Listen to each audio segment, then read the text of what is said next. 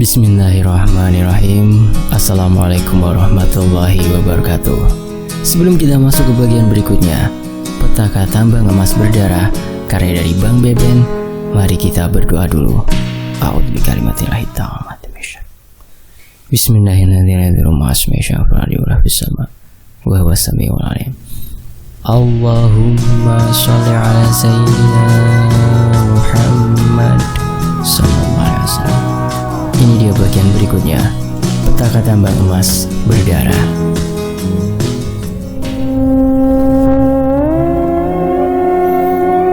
Kelotok yang tadinya rapat dan saling bertaut kembali berpisah. Namun baru saja menyalakan mesin, pekikan suara Dayat membuat kami terkejut. "Kapten, di sana ada mayat lagi!"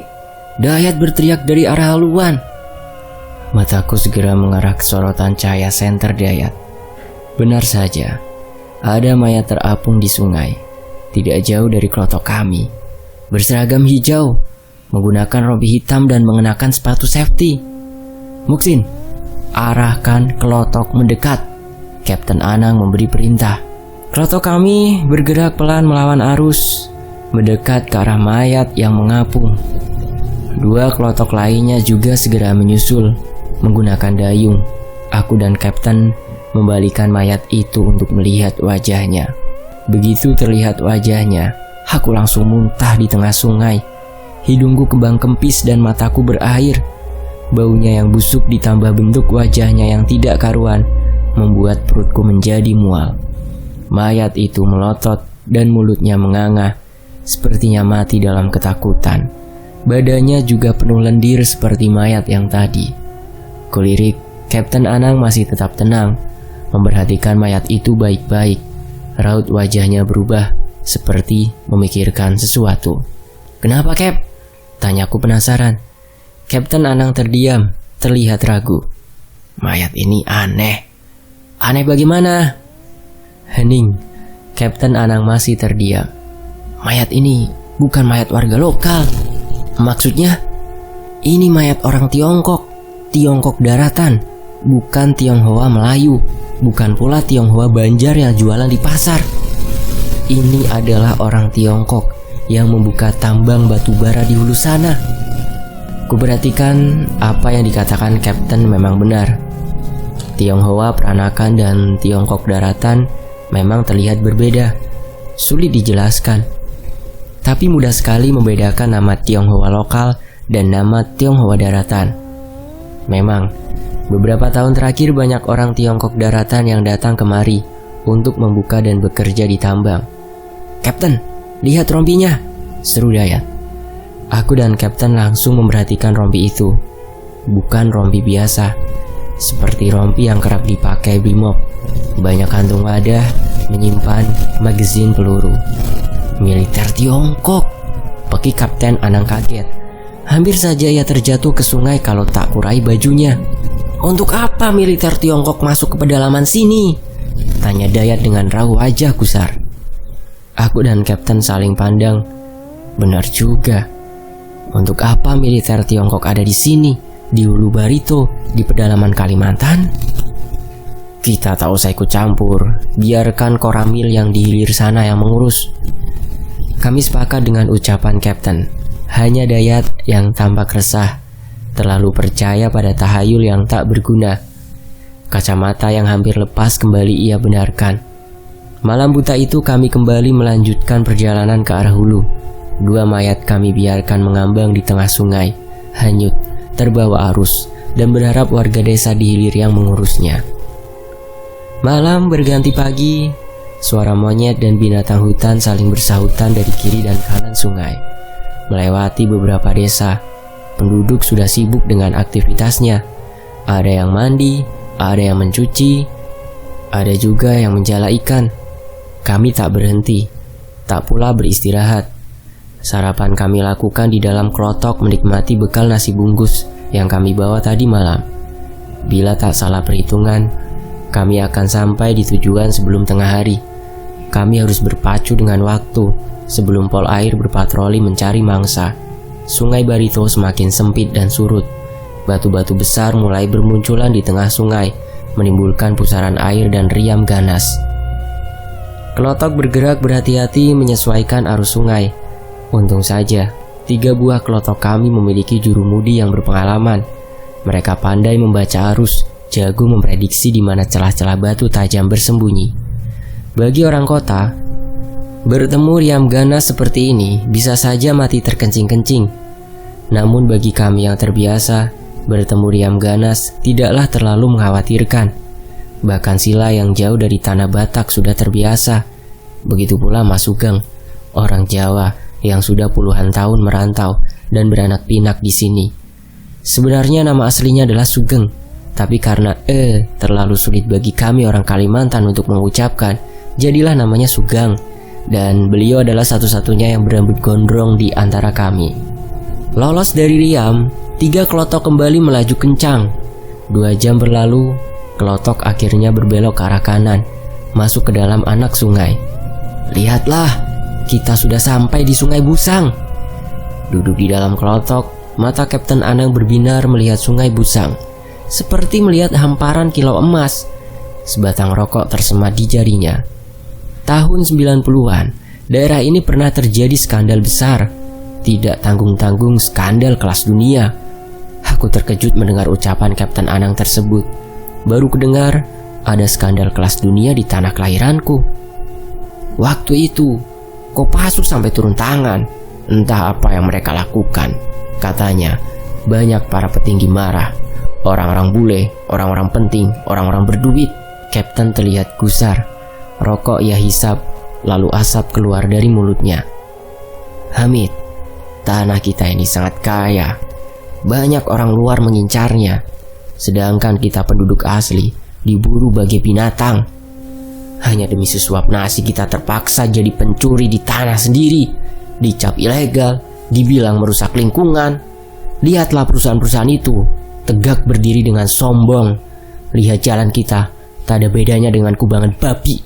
Listrik pun tak ada. Murka, Kapten Anang meludahkan ke dalam sungai. Duk duk duk duk duk duk duk. Aku dan Kapten kaget setengah mati ketika terjadi benturan di badan klotok. Hampir saja aku memaki. Sewaktu kudapati Dayat merangkak terburu-buru ke arah kami, bercucur peluh. Wajah Dayat terlihat panik. Baju hem yang ia kenakan basah karena keringat. Ada apa? Tanyaku gusar. Mataku melotot. Ada ular lagi? Tanya Kapten sedikit mengejek. Bukan Kapten, tapi Pakahan. Pakahan? Di mana? Di sana. Dayat menunjuk ke sisi kanan sungai. Terlihatlah 3 patung ulin berwujud manusia berdiri tegak di pinggir sungai, tertutup belukar dan rimbun pakis. Berdiri di antara pohon besar menjulang. Pakahan itu sepertinya masih baru, mungkin sekitar 6 bulan atau setahun. Pakahan adalah patung tanda pernah terjadi kecelakaan. 1 pakahan artinya 1 nyawa melayang. Ada 3 pakahan berarti ada 3 nyawa yang hilang di sekitar sini. Hanya pakahan, kenapa kau panik? Bukankah kau sudah biasa melihat pakahan, ha? Iya Kapten, tapi di darat. Dan sekarang kita ada di sungai, jawab Dayat khawatir. Memangnya apa yang salah kalau ada pakahan di pinggir sungai? Bukankah sudah biasa ada orang tenggelam di sungai? Aku menyela. Buka matamu, Hamid. Sungai ini terlalu tenang. Kalau ada pakahan di pinggir riam, aku tak khawatir. Tapi di sini hanya ada ikan sapan dan hutan. Tidakkah kau merasa janggal? Seumur hidup, baru kali ini aku melihat pakahan di pinggir sungai. Aku tersentak. Apa yang dikatakan Dayat ada benarnya. Kudiri Kapten Anang sepertinya juga berpikiran sama. Sungai ini terlalu tenang untuk terjadi kecelakaan. Tidak ada riam, tidak ada buaya, hanya hutan lebat berisi pohon-pohon angker menakutkan. Belum lagi hilang keheranan kami. Klotok kembali melewati 2 buah pakahan yang berdiri tegak di sisi kiri sungai. Dilihat dari bentuknya, sepertinya seorang ibu dan anaknya. Jangan terlalu risau, sebaiknya kita teruskan perjalanan. Pakahan itu hanya penanda supaya kita hati-hati melewati sungai ini.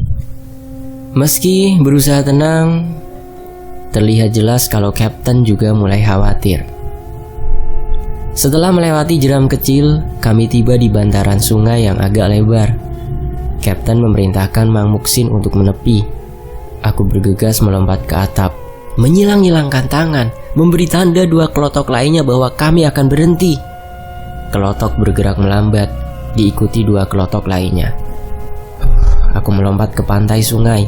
Hamparan pasir kelabu bercampur batu kali dan kerikil.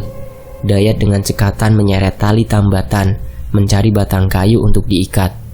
Bersama Kapten Anang, aku mendorong kelotok agar lebih rapat dengan pinggiran sungai. Hanya dalam hitungan menit, 3 buah kelotok sudah tertambat. Aku menarik nafas, memandang ke sekeliling sungai dan belantara, sepi, hening, sekaligus menciutkan nyali. Hanya ada hutan angker dengan akar menggantung. Konon, di hutan ini banyak raung gantung, peti mati yang digantung di pohon. Seketika aku begitu ngeri, takut kalau ada raung yang mengejar. Apalagi suara gesekan daun dan ranting yang bergoyang tertiup angin membuat jantung melorot. Dan 10 hari ke depan kami akan ada di sini, berada di tengah belantara yang sunyi. Tidak ada riuh manusia kecuali kami. Selama itu pula, kami tak bisa berkirim kabar berita pada keluarga di rumah. Pahit, getir, serta rindu pada anak, istri, dan ibu harus ditepis. Dalam 10 hari, 10 orang penambang emas liar akan jadi keluarga, bekerja keras, bahu-membahu demi mencari makan untuk orang rumah. Kapten, yakinkah tempatnya di sini? Tanya Lai bersemangat.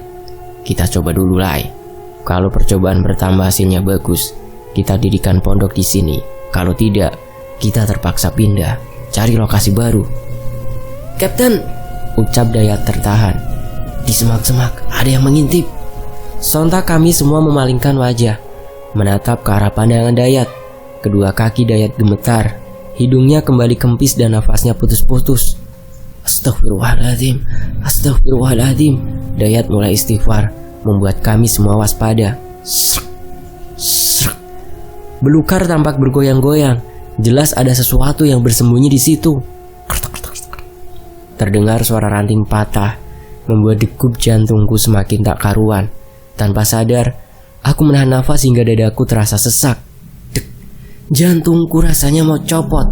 Darahku berdesir hebat dan bulu kuduku merinding.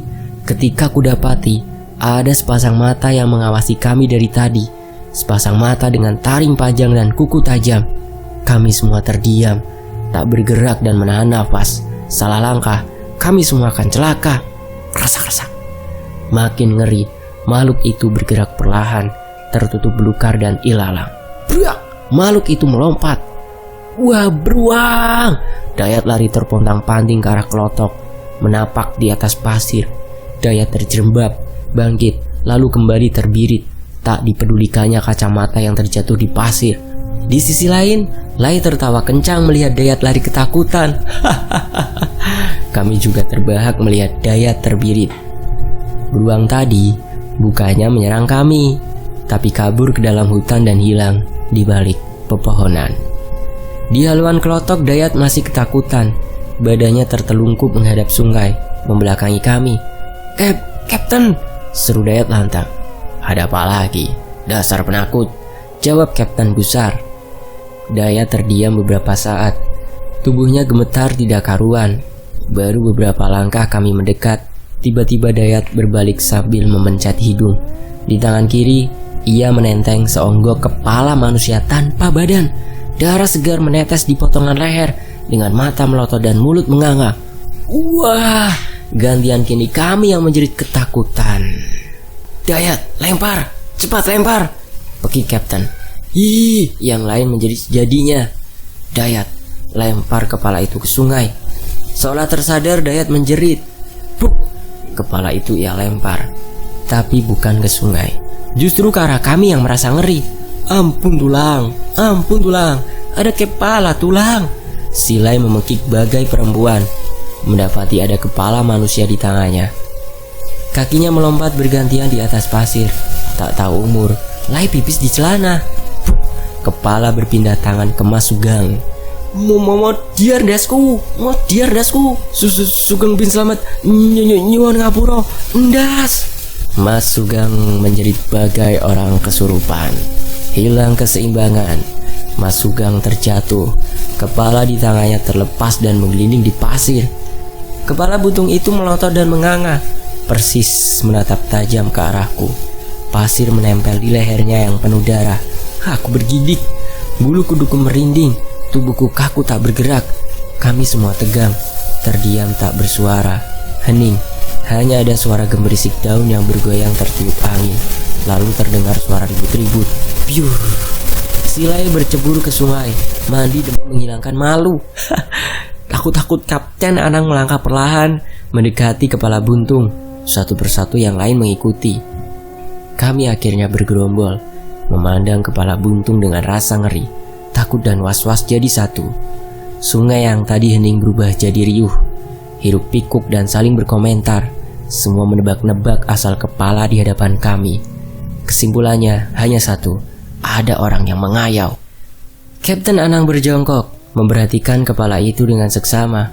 Ini bukan ulah orang mengayau, ujar Kapten tenang. Lihatlah, tidak ada bekas tebasan parang.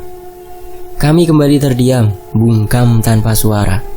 Kepala ini, Kapten Anang menggantung kalimatnya seolah tak yakin. Kepala ini seperti dicopot dengan paksa dari badannya. Serentak kami semua bergidik. Entah makhluk apa yang sanggup melepas kepala manusia dari tubuhnya. Dan lagi-lagi, ini adalah orang Tiongkok daratan. Hah? Kami terhenyak ada rasa tidak percaya. Kami sepakat membuang kembali kepala itu ke sungai. Bila dikubur, takutnya malah celaka. Bisa-bisa kepala itu justru malah bangkit dan menghantui kami. Dengan gontai, Kapten Anang menghanyutkan kepala itu tanpa merasa ngeri sedikit pun. Biar saja polisi atau Koramil yang ngurus. Kita tak usah ikut campur. Lebih baik kita urus periuk nasi kita sendiri. Kapten Anang berdiri tegap di pinggir sungai, di atas pasir, menatap kepala yang timbul tenggelam, terbawa arus hingga hilang di kejauhan. Lai sudah berganti baju dan celana. Tubuhnya wangi aroma sabun batangan. Dengan rambut gelimis tersisir ke belakang, Lai senyum-senyum menutup malu. Sedangkan Dayat sudah memakai kacamata. Masih terlihat cemas. Butir peluh sebesar jagung mengalir dari dahi hingga ujung dagunya. Tapi kali ini, aku setuju. Kecemasan Dayat beralasan. Setidaknya ada seorang warga lokal dan 2 orang Tiongkok daratan yang mati tak wajar kami jumpai. Walau yang terakhir hanya ketemu kepala buntung. Mungkin saja di tengah rimba sana ada banyak lagi orang Tiongkok yang mati tidak ketahuan, entah di mana. Woi, jangan melamun! Teriakan Kapten Anang membuat kami kaget. Ayo kerja, anak istri kalian menunggu di rumah. Kami bergegas melaksanakan perintah Kapten. Mesin sedot, pipa, selang, jerigen solar, timbangan emas, dan alat tambang lainnya kami turunkan dari kelotok. Kami letakkan di tengah pasir. Beras, ikan asin, sayur layu, tempe, kompor, panci, dan alat masak lain kami taruh di pinggir sungai, di rerumputan dekat dengan belukar. Mesin sedot langsung kami rakit dengan pipa, selang, dan lain-lain. Dalam 30 menit, mesin tambang tak ramah lingkungan sudah siap kami gunakan, siap melaksanakan tugas pertamanya. Kapten, mesin sudah siap. Kapten mengangguk, lalu memanggil Mang Soleh, orang paling soleh di antara kami. Mang, mulai doanya. Setelah itu kita lakukan uji coba pertama. Semoga lokasi ini berjodoh, jadi kita tak perlu buang waktu cari tempat lain. Tak banyak bicara, Mang Soleh melangkahkan ke arah kelotok, kemudian kembali dengan segelas air putih di tangan berisikan racikan daun pandan. Kami segera berkumpul, bergerombol, membuat setengah lingkaran di depan Mang Soleh. Uluh bakumpai, jangan lupa syahadat, rokaat, dan adat. Orang Bakumpai, orang Batak, orang Jawa, mari kita berdoa. Semoga kita diberi perlindungan dan mendapat rezeki berlimpah. Asyhadu an la ilaha illallah wa asyhadu anna Muhammadar Rasulullah. Allahumma sholli ala Sayyidina Muhammad. Mang Soleh lalu membaca doa, memulai ritual tampung tawar, ritual meminta perlindungan, keselamatan, dan rezeki berlimpah. Ritual yang biasa dilakukan ketika memulai pekerjaan baru. Dimulai dari Kapten Anang dengan daun kelapa yang sudah dirangkai. Mang Soleh memercikkan air ke dahi, pundak, dan telapak tangan kami bergantian. Baru saja ritual selesai, hujan tiba-tiba turun dari langit. Padahal cuaca sangat terik, matahari pun bersinar sangat terang. Entah mengapa firasatku jadi tak enak. Hujan mandang, seru Dayat cemas. Diguyur rintik hujan, ia lantas berlari kecil ke semak yang penuh rerumputan, lalu kembali lagi dengan beberapa rumput liar di tangan. Selai rumput sudah terselip di telinga kanannya. Tergopoh, rumput itu ia serahkan pada kami satu persatu. Kami hanya tersenyum melihat tingkahnya yang ganjil, saling pandang dengan tatapan mengejek. Ini, selipkan di kuping supaya nggak sakit. Nanti kena salu andau, bisa sakit, bisa diculik hantu. Kau ini sudah besar masih percaya mitos. Tak sudi kupakai itu rumput di kuping. Lai, ini bukan hujan biasa, tapi hujan mandang, hujan panas. Kalau tidak hati-hati kita bisa celaka, kena saluh andau. Tak mungkinlah, lamurka, malang betul nasib kita. Sudah miskin masih pula dikutuk alam, makin miskinlah kita. Silai hanya menggeleng-gelengkan kepala. Sudah, hari semakin siang, lekas bersiap. Nanti kesorean, ayo, jangan bingung kayak orang kalah judi. Kapten menyela perdebatan tak penting itu. Tapi Kapten, rupanya Dayat masih khawatir. Tapi apa lagi? Kapten melotot. Sementara itu, suasana hening. Dayat terlihat ragu untuk bersuara. Kapten, Dayat menarik nafas lalu menghela nafas. Tadi malam, ada 2 mayat hanyut di sungai dengan bentuk tidak karuan. Salah seorang adalah militer Tiongkok, dan hari ini ada kepala orang Tiongkok yang kita temukan. Ada yang tidak beres di hutan ini. Semua yang mendengar tercenung. Mungkin bukan aku saja yang berpikir bahwa yang dikatakan Dayat ada benarnya. Kapten, bila ada hujan panas, biasanya ada yang mati berdarah. Tertahan suara Dayat parau. Semua saling pandang. Wajah kami berubah jadi tegang. Dayat, bila kau masih membual, kupaksa kau berenang pulang sekarang juga. Hardik Kapten menahan emosi. Dayat tertunduk lemas. Wajahnya murung dan menggerutu tak jelas. Tak berapa lama, hujan panas pun berhenti.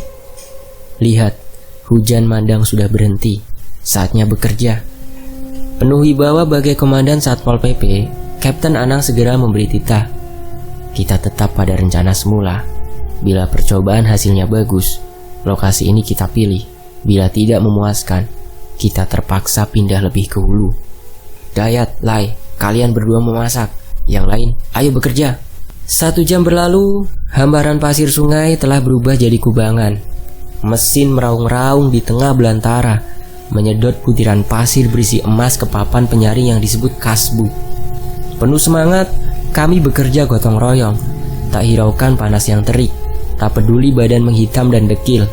Pahit getir kehidupan tak jadi soal demi anak, istri, dan ibu yang harap-harap cemas menanti di rumah. Semua kami yang di sini memendam rindu yang sama dengan orang rumah. Aku teringat putriku, gadis kecil berkulit putih seperti ibunya. 10 bulan usianya, tak pernah ia memanggilku abah. Hanya ada kata mama di mulutnya. Semakin teringat, semakin perih hatiku berpisah. Takkan kubiarkan ia menderita. Takkan kubiarkan ia kelaparan. Takkan kubiarkan ia tak punya boneka. Semangatku bergelora, jiwaku bergejolak. Demi pelampiasan rindu, aku bekerja lebih keras. Demi putri mungilku, aku rela mendaki bukit, membelah hutan, menyusur sungai. Demi dialah, aku rela berhari-hari di tengah hutan angker ini. Hutan yang penuh hantu, kuyang, raung, macan, beruang, dan ular. Hutan yang jadi sarang makhluk misterius berusia ratusan tahun. Makhluk yang tak jelas apakah gaib atau nyata. Makhluk yang ada dalam dongeng orang-orang Dayak. Makhluk yang mampu melepas kepala manusia dari badannya. Makhluk yang sedang mengincar kami diam-diam dari dalam sungai. Berhenti, sudah cukup. Kapten Anang memberi perintah. Suara bising mesin penyedot langsung berhenti, berganti keributan yang tak sabar ingin tahu hasil percobaan kami. Bergegas, aku, Mang Muksin, Mang Mursid, Mang Soleh melepas karpet penyaring dari papan kasbuk. Karpet penuh pasir kami cuci dalam ember bercampur air dan deterjen. Sedangkan yang lain sibuk merapikan peralatan tambang yang berantakan kesana kemari. Mang Mursid, pendulang terbaik, langsung mengerjakan keahliannya. Wajah kami berbinar saat butir-butir emas mulai terkumpul di papan dulang, berkilauan terkena sinar matahari. Setelah dimasak dengan raksa dan ditimbang, emas yang terkumpul 12 gram. Ya, 12 gram. Wow, hasil yang menjanjikan untuk sebuah percobaan. Lihat, baru 1 jam bekerja kita sudah dapat 12 gram. Apalagi kalau seminggu, bisa 1 on, bisa juga 1 kilo. Kapten Anang tergelak melihat hasil percobaan kami. Wajahnya sumringah penuh kebahagiaan. Sorak-sorai kegembiraan menghampiri semua orang. Rasa lelah dan khawatir hilang begitu saja. Kami lupakan mayat yang mengapung di sungai. Kami juga lupa ada kepala buntung yang copot dari badan. Yang ada di otak kami hanyalah emas dan emas. Butiran emas kemudian dimasukkan dalam botol kaca kecil, lalu disimpan dalam peti yang hanya boleh dipegang kapten. Ayo, saatnya kita makan. Setelah itu kita bangun pondok, ucap Kapten Anang. Kami lalu melangkah menuju Lai dan Dayat yang sedang berdebat panas, bagai anjing dan kucing. 2 orang itu memang tak pernah akur. Ada apa lagi kalian ribut-ribut? Lantang Kapten mengherdik, membuat ciut nyali yang mendengar.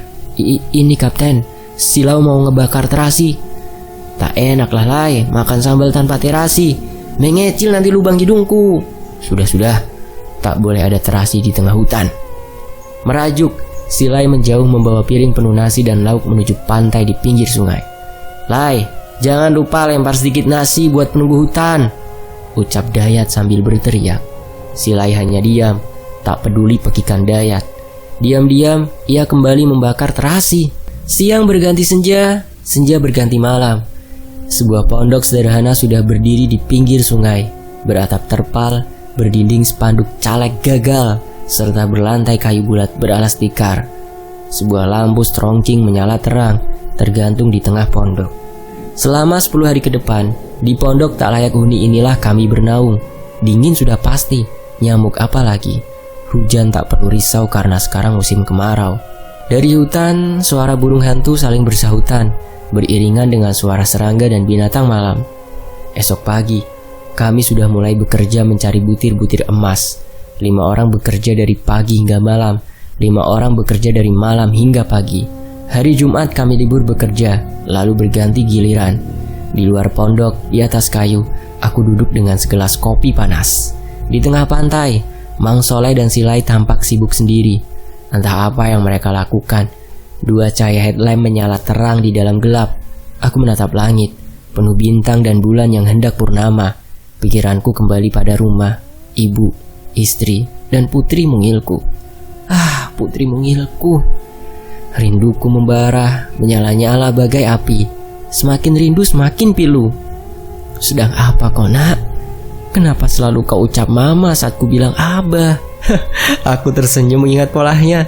Bisa saja ia sedang membuat gaduh ibu dan neneknya, mikir anak. Tiba-tiba suara Dayat membuyarkan kerinduanku. Duduk di sebelah, ia memegang rokok dan secangkir kopi panas. Berapa umur anakmu? Tanya Dayat sambil mengelap kacamatanya dengan handuk kecil yang lusuh. Jalan 10 bulan, baru belajar berdiri, jawabku tersenyum kecut. Kecut karena rindu. Kau tak ingin cari pengganti? Tanyaku pada Dayat.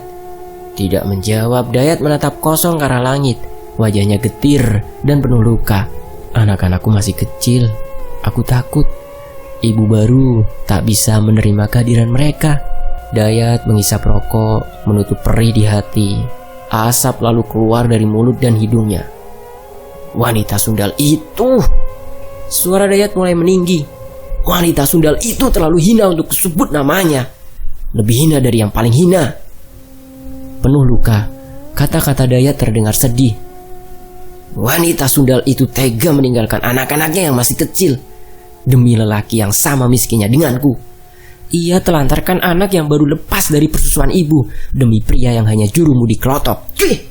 Ucapan Dayat penuh emosi, amarah, namun getir menyayat hati. Jika ia kabur dengan lelaki lebih kaya dariku, lebih gagah, lebih ganteng, lebih segala-galanya, tak terlalu sakit hatiku. Tapi ini, lepas dari tangan orang miskin hanya untuk berpindah ke tangan orang miskin lain. Memalukan, tak punya selera. Cuy, duduk di samping. Kedua tangan Dayat mengepal dan tubuhnya bergetar hebat. Suasana menjadi hening. Kami berdua terdiam. Semoga saja, Yat. Semoga kau dapat pengganti lebih baik. Pengganti yang bisa menyayangi anakmu bagi anak sendiri. Aku mencoba menghibur, walau tak yakin berguna. Dayat menoleh, tersenyum kecut. Beginilah hidup, Mit. Banyak hal terjadi di luar kendali kita. Tak seorang pun ingin rumah tangganya berantakan. Tapi kadang takdir berkata lain. Kembali diam, lalu Dayat kembali bersuara. Kau tahu, Mit, apa yang membuatku sakit? Saat aku pulang, anak-anak tak mengenal abahnya. Si sulung tak mau dicium, si bungsu menangis, perih rasanya. Nasib mempermainkan kita seperti ini. Berhari-hari di hutan demi duit yang tak seberapa. Tapi apa mau dikata, sekeras apapun takdir tak bisa dilawan. Kadang kita harus berdamai dengan isi dompet yang pas-pasan. Aku tersenyum mendengar ucapan Dayat yang terakhir. Setidaknya aku tidak sendiri dalam kemiskinan. Yat, bila punya uang banyak, kau mau apa? Seperti berpikir, Dayat menghisap rokok yang sisa separuh di jarinya. Aku ingin menetap di kampung. Tidak lagi ke hutan seperti ini. Kursus barbershop, jadi tukang cukur. Aku dan Dayat tertawa karena tahu hayalan kami tak akan jadi nyata. Terus, Mit, aku mau ke Jakarta. Mau berfoto di Monas. Kenapa harus Monas, Yat? Kita ini orang Indonesia, paling tidak sekali seumur hidup kita harus pernah ke ibu kota, ke Monas. Aku dan Dayat kembali tertawa. Tertawa orang miskin. Bagi orang miskin, bisa ke Monas pun sudah membuat bahagia. Kalau komit, bila punya uang berlimpah, apa yang akan kau lakukan? Bersambung. Nantikan kelanjutannya hanya di Fakta Sejarah. Semoga dengan cerita ini teman-teman bisa semangat ya, yang masih dalam mencari nafkah untuk keluarga tercinta.